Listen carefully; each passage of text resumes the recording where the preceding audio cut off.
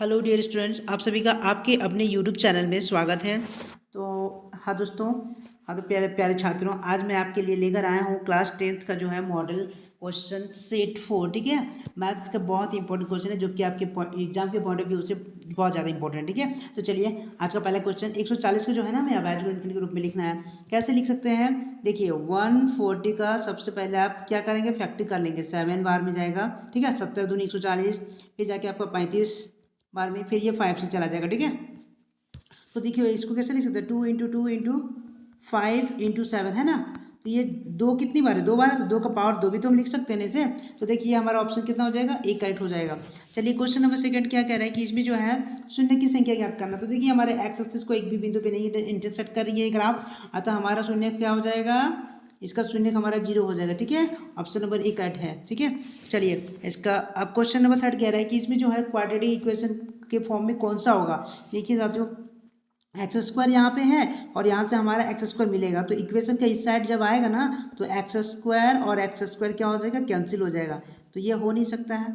ये भी देखिए यहाँ पे एक्स क्यू है, यहाँ पे ए एक्स क्यू है, जबकि हमारा होना चाहिए क्या, a x square plus b x plus c equal to 0, इस फॉर्म में होना चाहिए, है ना।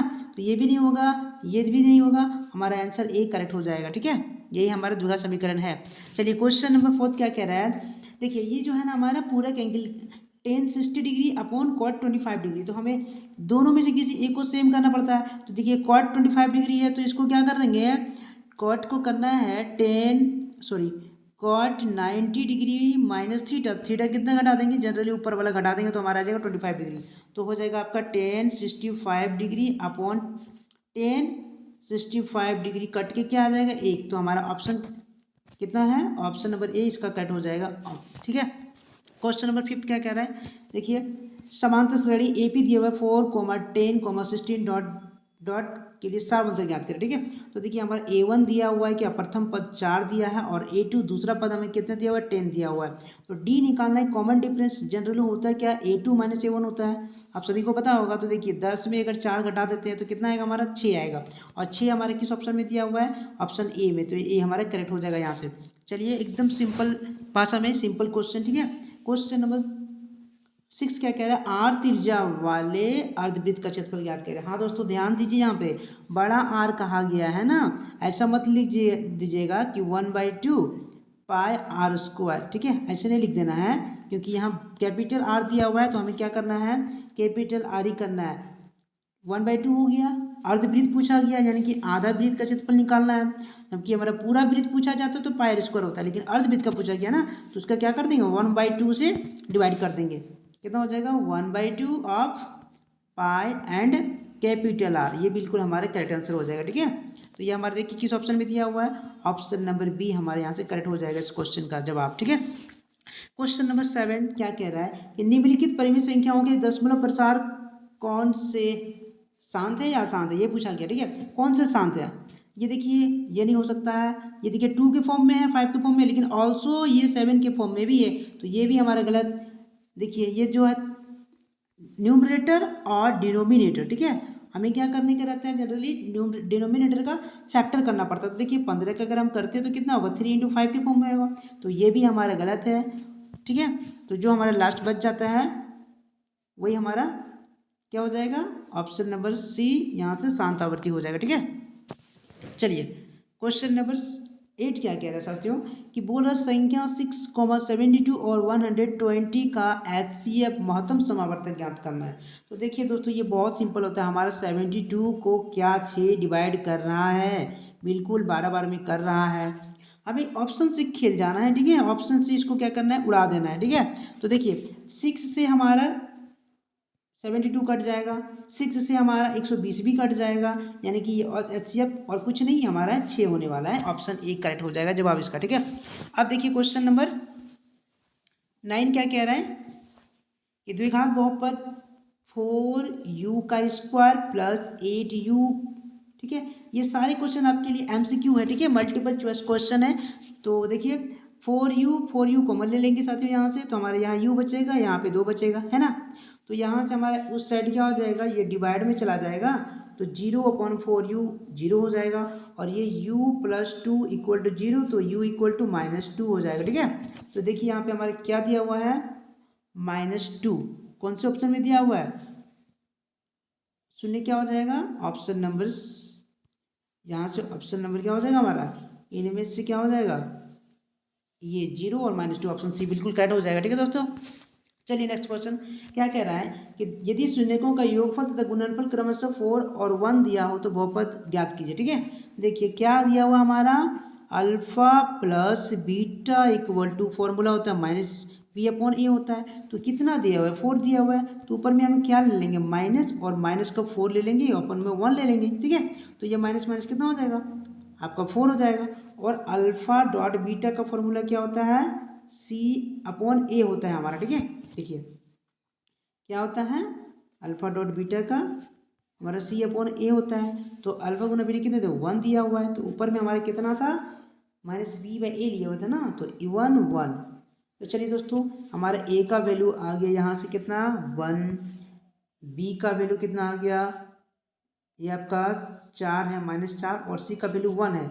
इसका मतलब कितना हो गया, हमारा ऑप्शन जो यहाँ से करेक्ट होने वाला है x² - 4x, ये हमारा ऑप्शन ए करेक्ट हो जाएगा। ठीक है, चलिए दोस्तों, चलिए क्वेश्चन नंबर 11 कह रहा है, बहुत ही सिंपल क्वेश्चन है। देखिए यदि विविक्त कर d <0, यानी कि जब d का वैल्यू हमारा d = डिस्क्रिमिनाट निकालते हैं और b² - 4ac का जो वैल्यू आएगा हमारा 0 से छोटा कब होगा, जब क्या होगा, नेगेटिव में आ जाएगा हमारा वैल्यू। ठीक है, तो देखिए यहाँ क्या हो जाएगा, काल्पनिक होगा, नहीं बिल्कुल नहीं, वास्तविक और समान नहीं, वास्तविक और असमान नहीं, बिल्कुल नहीं, ये हमारा होगा ही नहीं, इनमें से कोई नहीं होगा। ठीक है, ये हमारा करेक्ट हो जाएगा।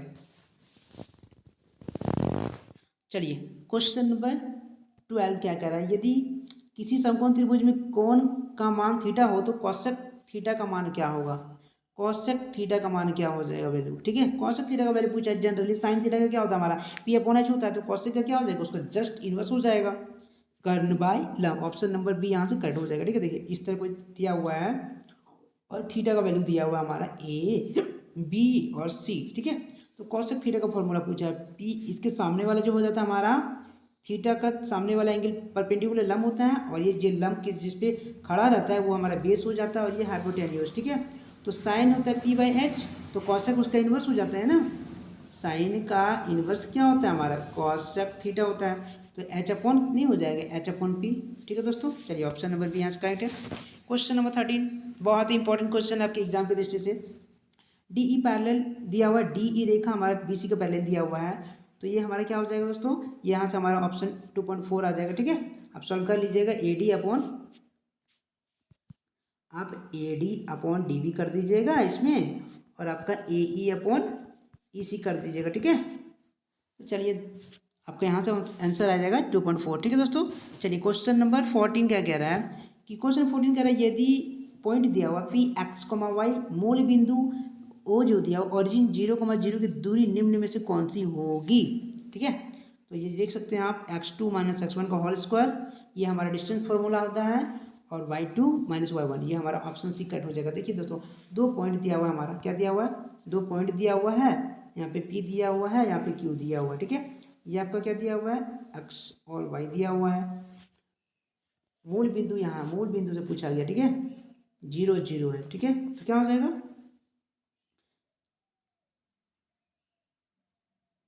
सॉरी दोस्तों हमें कुछ कन्फ्यूज़न हो रही है ना, कुछ मिस्टेक हो गया था। ठीक है, तो मूल बिंदु से जो दूरी होगा ना हमारा x² + y² ही होगा। ठीक है, ऑप्शन नंबर ए हमारा करेक्ट हो जाएगा यहाँ से। ठीक है, चलिए क्वेश्चन नंबर 15 क्या कह रहा है कि tan 45 डिग्री का मान क्या होगा। tan 45 डिग्री का वैल्यू पूछा गया जनरली। ठीक है, tan 45 का वैल्यू 1/√2 होता है। ठीक है दोस्तों, सॉरी गलत मिस्टेक है, tan 45 का वैल्यू 1 होता है। ठीक है, थोड़ी सी हमने सोच लिया था, tan 30 का वैल्यू पूछ लिया था sin 30 का। ठीक है दोस्तों, चलिए क्वेश्चन नंबर 16 कह रहा है कि cos 90 डिग्री में थीटा बराबर, ये कुछ नहीं होता जनरली, हमारा cos चेंज हो जाता है sin थीटा में, है ना। तो चलिए ये हमारा sin थीटा ऑप्शन बी, ये कट हो जाएगा यहाँ से, cos कितना हो जाएगा हमारा sin थीटा। ठीक है, करेक्ट आंसर है।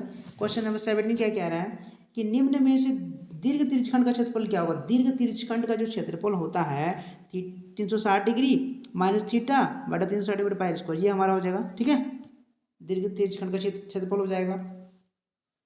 चलिए दोस्तों क्वेश्चन नंबर 18 को देखते हैं। क्वेश्चन नंबर 18 में क्या दिया हुआ है, इनमें से गोला का क्षेत्रफल कौन है। गोले का क्षेत्रफल, ये हमारा गोला का क्षेत्रफल, ठीक है, 4 पाई स्क्वायर दिया हुआ है। जी बिल्कुल, ऑप्शन ही करेक्ट हो जाएगा हमारे यहाँ से।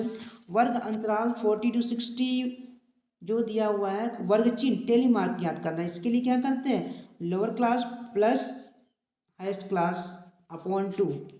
ठीक है, हमारा कितना हो जाएगा 100/2, काट देंगे तो 50। ठीक है दोस्तों, चलिए यहाँ से हमारा ऑप्शन ए करेक्ट हो जाएगा। क्वेश्चन नंबर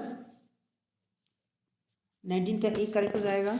ठीक है, यहाँ पे आपका क्या दिया हुआ है, एक थैले में 3 लाल और 5 काली गेंदें हैं। इस थैले में से एक गेंद यादृच्छिक निकाली जाती है, इसकी क्या प्रायिकता है कि गेंद लाल होगी। ठीक है दोस्तों, देखिए हमारा थैले में लाल गेंद को आर से डिनोट करते हैं और काली गेंद को ब्लैक से डिनोट करते हैं। ठीक है, तो आर प्लस बी हमारा टोटल कितना हो जाएगा, 3 + 5 = 8 गेंदें हो जाएगी टोटल। तो कुल संभावित संख्या कितना हो गया, 8 हो गया। और हमसे पूछा क्या गया है, इस थैले में से एक गेंद यादृच्छिक निकालिए, इसकी क्या प्रायिकता है, गेंद लाल होगा। तो देखिए दोस्तों लाल कितनी है, 3, टोटल कितना 8, तो हमारा कितना हो जाएगा 3 8। ये कट रहा है क्या, नहीं कट रहा है, तो ऑप्शन नंबर सी हमारे यहाँ से कट हो जाएगा। एकदम हलवा क्वेश्चन है दोस्तों, टेंशन ले लेने का है। ठीक है, देखिए किसी परिमित संख्या का हर अभाज्य गुणनखंड दिया हुआ, न्यूमरेटर अंश होता है ऊपर वाला और नीचे वाला क्या होता है हमारा हर हो जाता है। तो हर का अभाज्य गुणनखंड 2n 2 की पावर n और 5 के पावर m के रूप में रहता है, तो क्या होता है हमारा, ये हमारा शांत हो जाता है। ठीक है, चलिए नेक्स्ट क्वेश्चन 22 कहा जा रहा है इसमें कि द्विघात बहुपद ax² + bx + c है और इसके शून्यक अल्फा और बीटा दिया हुआ है। ठीक है, तो अल्फा डॉट बीटा ये हमारा जनरली जांच जब करते हैं ना, तो अल्फा डॉट शून्यकों का गुणनफल बराबर होता है c/a होता है। ठीक है, ये फॉर्मूला ही पूछ लिया गया आपसे, तो क्या हो जाएगा हमारे यहाँ से c/a। ठीक है, करेक्ट हो जाएगा। चलिए क्वेश्चन नंबर 23 बोल रहा है, देखिए ये यूक्लिड विभाजन एल्गोरिथम का प्रयोग किया गया है दोस्तों। ठीक है, हमारे क्या हो जाता है, भाज्य बराबर होता है ना, भाजक गुणे भागफल क्या होता है हमारा a = bq + r। ठीक है, तो यहाँ से क्या हो जाएगा हमारा r इधर आके माइनस हो जाएगा a - r, और यहाँ से क्या हो जाएगा b नीचे आ जाएगा, बच गया q। भाज्य बराबर क्या हो जाएगा हमारा, भाजक बराबर क्या हो जाएगा b बराबर। ठीक है दोस्तों, हमारा हो जाएगा माइनस शेषफल, क्या है शेषफल दिया हुआ है जी, यहाँ से हमारा शेषफल हो जाएगा। ठीक है, इस क्वेश्चन का जवाब हमारा शेषफल हो जाएगा, भाजक बराबर भाज्य बटा भागफल माइनस शेषफल। ठीक है, करेक्ट हो जाएगा। क्वेश्चन नंबर 24 क्या कह रहा है कि भुजाओं की समान संख्या वाले दो बहुभुज समरूप होते हैं यदि उनके संगत कोण बराबर होनी चाहिए। दो ट्राइंगल दिया हुआ रहेगा ना, तो हमारे ये करस्पॉन्डिंग एंगल्स क्या होनी चाहिए, इक्वल होने चाहिए, ऑलवेज इक्वल। चलिए क्वेश्चन नंबर 25 क्या कह रहा है, किसी समांतर श्रेणी का प्रथम पद a1 जो दिया हुआ है, फर्स्ट टर्म हमारा 5 दिया हुआ है और कॉमन डिफरेंस = 2 दिया हुआ है दोस्तों। तो क्या हो जाएगा हमारा अगला पद, कुछ नहीं करना है, a + d कर देना है। कितना 5 + 2 कितना होता है हमारा 7, दैट इज ऑप्शन इसका सही हो जाएगा 7। क्वेश्चन नंबर 26 AP के प्रथम पद a7 सार्वधातुक d इतना दिया, तो nवां पद n = 8 हो तो an। देखिए दोस्तों 8वां पद दिया हुआ है। ठीक है, ये फॉर्मूला लगा देंगे हम। ठीक है, क्या हो जाएगा 7 + n कितना 8वां पद -1 और d कितना दिया हुआ हमारा 3। देखिए 7 हो जाएगा यहाँ से, यहाँ पे कितना हो जाएगा 7 × 21 यानी कि 28 आंसर दिया हुआ है क्या, बिल्कुल सही हो जाएगा 28।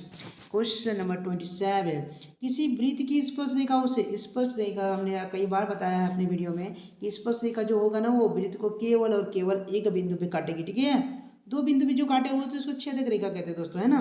तो क्या हो जाएगा हमारे यहाँ से एक रेखा पे स्पर्श रेखा क्या करता है, स्पर्श रेखा वृत्त को एक पॉइंट पे इंटरसेक्ट करती है। ठीक है, चलिए क्वेश्चन नंबर 28 किसी त्रिभुज की एक भुजा के समांतर खींची गई रेखा अन्य दो भुजाओं को अनुपात में विभाजित करेगी, हमेशा समान। देखिए दोस्तों इस तरह काटेगा ना ABC, तो क्या हो जाएगा हमारा, मान लेते हैं ये DE है, ये हमारा ये भुजा बराबर होगा और ये भुजा ये एक दूसरे का बराबर होगा। ठीक है, थैल्सपर में से। ठीक है, चलिए क्वेश्चन नंबर 29 क्या कह रहा है, वृत्त के केंद्र पर कौन थीटा अंतरित होता है। तो त्रिज्यखंड का क्षेत्रफल क्या हो जाएगा हमारा, त्रिज्यखंड का क्षेत्रफल थीटा बटा 360 इंटू पाई स्क्वायर। ये बहुत ही इंपॉर्टेंट क्वेश्चन है, इस फॉर्मूले से आपको आपके एग्जाम में जरूर एक न एक प्रश्न पूछेगा दोस्तों, इतना याद रखिएगा। अतः याद कर लीजिएगा, त्रिज्यखंड का क्षेत्रफल क्या होता है, थीटा बटा 360 डिग्री इंटू हमारा पाई आर स्क्वायर हो जाएगा। ठीक है, चलिए दोस्तों त्रिज्यखंड क्या होता है मैं आपको समझा दे रहा हूँ। ठीक है, ये आपका एक सर्कल है, ये वृत्त का पॉइंट सेंटर है, यहाँ से ये त्रिज्या खींच दिए, ये त्रिज्या खींच दी। ठीक है, यानी कि दो त्रिज्या और ये जो वृत्त का चाप, इसके बीच में जो एंगल बनेगा ना, ठीक है दोस्तों, यानी कि दो त्रिज्या और इस चाप के बीच के भाग को क्या कहते हैं, त्रिज्यखंड। ठीक है, सेगमेंट इंग्लिश में क्या कहते हैं, सेगमेंट कहते हैं, और ये त्रिज्यखंड हो जाता है हमारा। ठीक है, ये वाला देखिए दोस्तों, ये हमारा छोटा त्रिज्यखंड बन रहा है, तो ये हमारा क्या बन जा रहा है, दीर्घ त्रिज्यखंड। ठीक है, चलिए क्वेश्चन नंबर 13 बहुत इंपॉर्टेंट है, शंकु के छिन्नक का आयतन। ठीक है दोस्तों, शंकु के छिन्नक का आयतन का फॉर्मूला जो होता है ना हमारा, ये वाला करेक्ट हो जाएगा ना, कि ये तो शंकु का आयतन होता है दोस्तों, लेकिन ये शंकु का छिन्नक 1/3 पाई एच R1 का स्क्वायर प्लस R2 का square plus R1 dot R2 होता है। ठीक है, और ये शंकु का छिन्नक क्या होता है, देखिए ये हमारा कोई कॉन्स है।